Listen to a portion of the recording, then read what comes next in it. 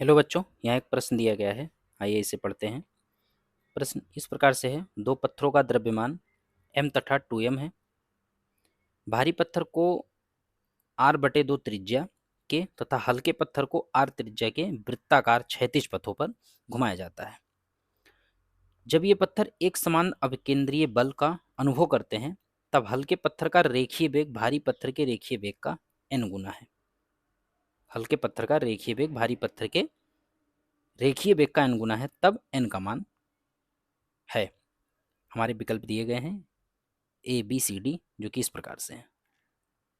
आइए प्रश्न का सबसे पहले मैं आपको मुख्य बिंदु समझाता हूं। प्रश्न का मुख्य बिंदु क्या है? प्रश्न का मुख्य बिंदु इस प्रकार से है कि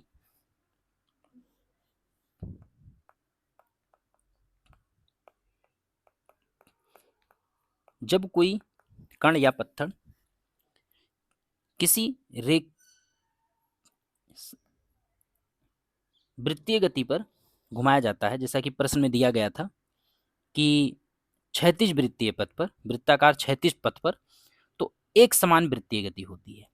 मान लीजिए कोई आपका कण है जिसका द्रव्यमान m है, r त्रिज्या के वृत्ताकार पथ में v वेग के रेखीय वेग से गति कर रहा है।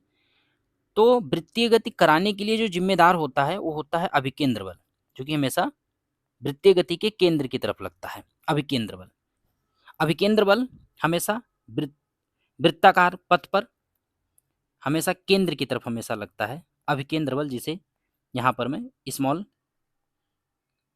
एफ सी से प्रदर्शित कर रहा हूँ। एफ सी आपका मान लीजिए अभिकेंद्र बल है, जिसका मान होता है mv²/r। m क्या है? द्रव्यमान। v क्या है? रेखीय गति। और r क्या है? उस वृत्ताकार पथ की त्रिज्या है। और यही अभिकेंद्र बल कण को वृत्तीय गति कराने के लिए जिम्मेदार होता है। आइए प्रश्न को थोड़ा सा समझते हैं, क्या क्या दिया गया है। हम आइए हल करते हैं प्रश्न को। पत्थर का द्रव्यमान m तथा मान लीजिए पहला पत्थर आपका m1 स्मॉल m, और ये जो m2 है दूसरा कण आपका, इसका मास 2m है। ये आपका हल्का वाला पत्थर है और ये आपका भारी पत्थर है।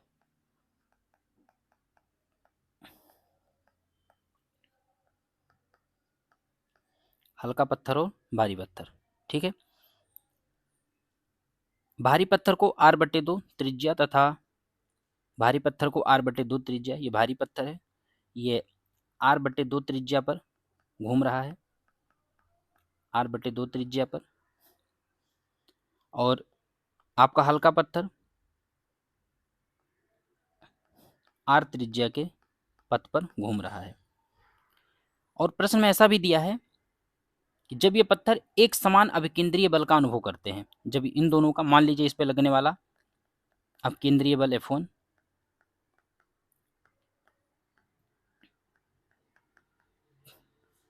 अभिकेंद्रीय बल, और इस पर लगने वाला अभिकेंद्रीय बल F2 है आपका अभिकेंद्रीय बल। प्रश्न में ऐसा भी दिया है अभिकेंद्रीय बल F1 और F2 दोनों एक समान हैं। जब दोनों का अभिकेंद्रीय बल एक समान हो तो हल्के पत्थर का रेखीय वेग भारी पत्थर का, हल्के पत्थर का जो रेखीय वेग है, मान लीजिए हल्के पत्थर का रेखीय वेग v1 मान लीजिए v है, इस तरह से समझिए। ये आपका भारी पत्थर, भारी पत्थर का जो रेखीय वेग दिया है, भारी पत्थर का रेखीय वेग का n गुना है। यानी कि भारी पत्थर का रेखीय वेग अगर v है, v2 का मान अगर v है, तो हल्के पत्थर का रेखीय वेग आपका जो होगा v के बराबर nv होगा, n गुना है, nv होगा। आइए प्रश्न पर, प्रश्न के अकॉर्डिंग चलते हैं कि दोनों का अभिकेंद्रीय बल सेम है, यानी कि m1 v1² r, यहाँ m2 v2² r। दोनों का रेडियस भी मान लीजिए r1 r2 है, और r1 आपका ये r1 बराबर ऐसे, और ये r2 का मान भारी पत्थर का। तो इसका द्रव्यमान m है, हल्के पत्थर का m है, रेडियस r का स्क्वायर है। एक सेकेंड,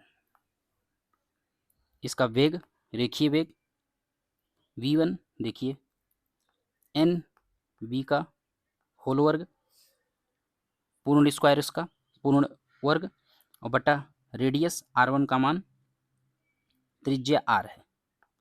दूसरे वाले का मास, दूसरे वाले का द्रव्यमान आपका 2m है, भारी पत्थर का 2m है, और इसका वेग v का स्क्वायर बटा दूसरा रेडियस r2 आपका r/2 है, r/2 है।